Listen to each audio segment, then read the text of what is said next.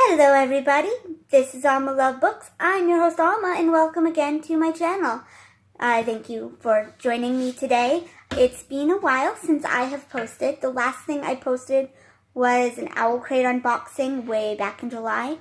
My life gets really busy in the summer and I had my kids home.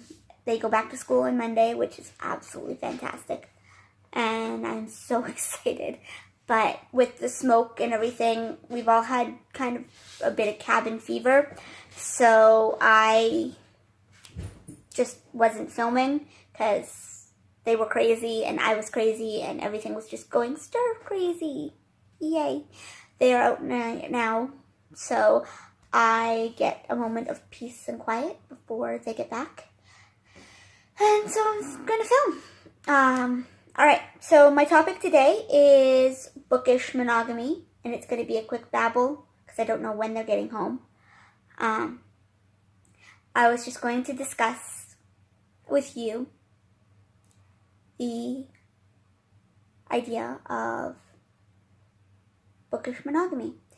And by bookish monogamy, I mean reading one book at a time versus reading many books at a time. Now, I am a book monogamist. I read solely one book at a time. And I realize that some people think that I'm insane for this because, hey, you can read more books. The more books you read together, the more books you can read. But I can't. I cannot do it. I get my storylines jumbled. I get my characters mixed up. It's just a mess. So I prefer to read one book at a time, get emotionally invested in this book, completely break down over this book, and then start the next one and start the process all over again. So I know a lot of you are book polygamists and you like reading multiple books at once. So please comment down below how you manage to do it, because honestly, my mind cannot wrap itself around all of the things that I do in a day, plus 3 or 4 books a day. Or reading 3 or 4 different storylines a day. It's just like, woof. And it's out the window. I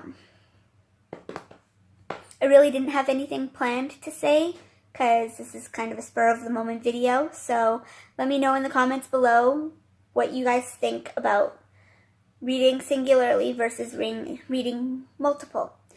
I know people who read library books often read multiple because they have a set time limit with their library books.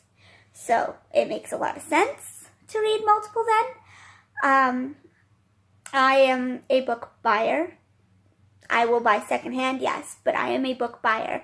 If I am emotionally attached to a book, I cannot give it back. It hurts me to give a book back to the library when I've fallen in love with it.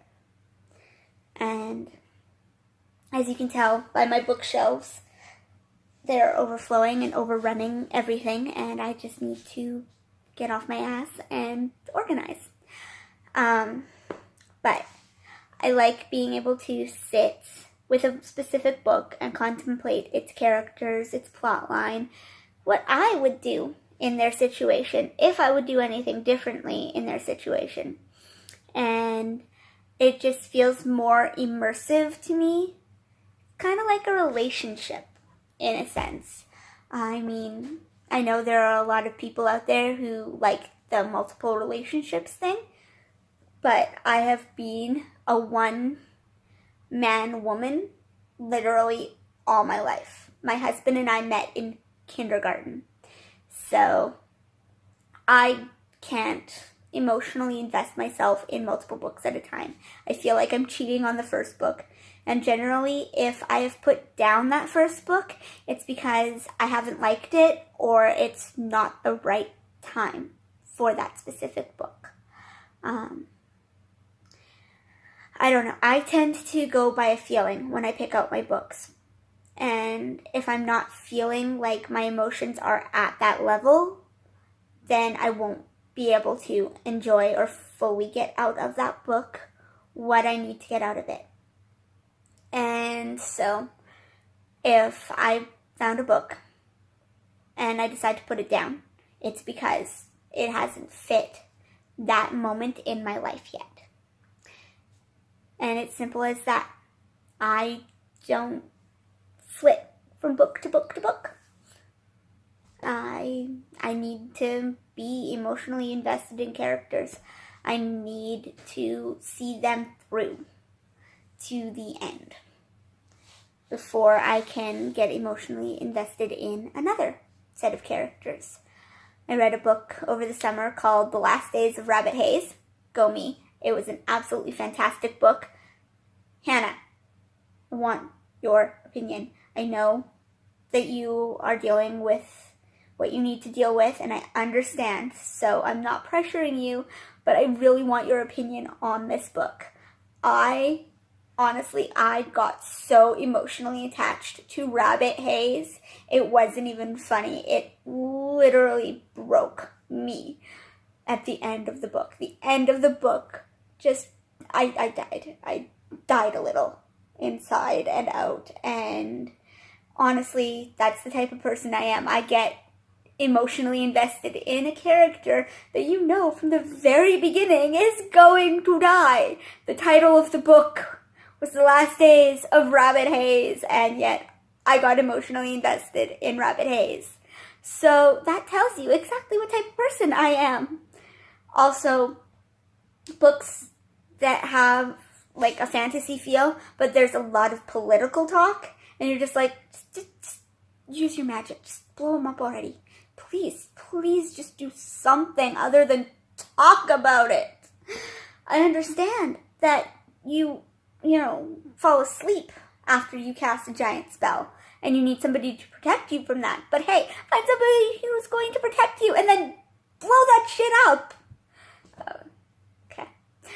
I'm getting off topic here, and so I'm going to let you guys go.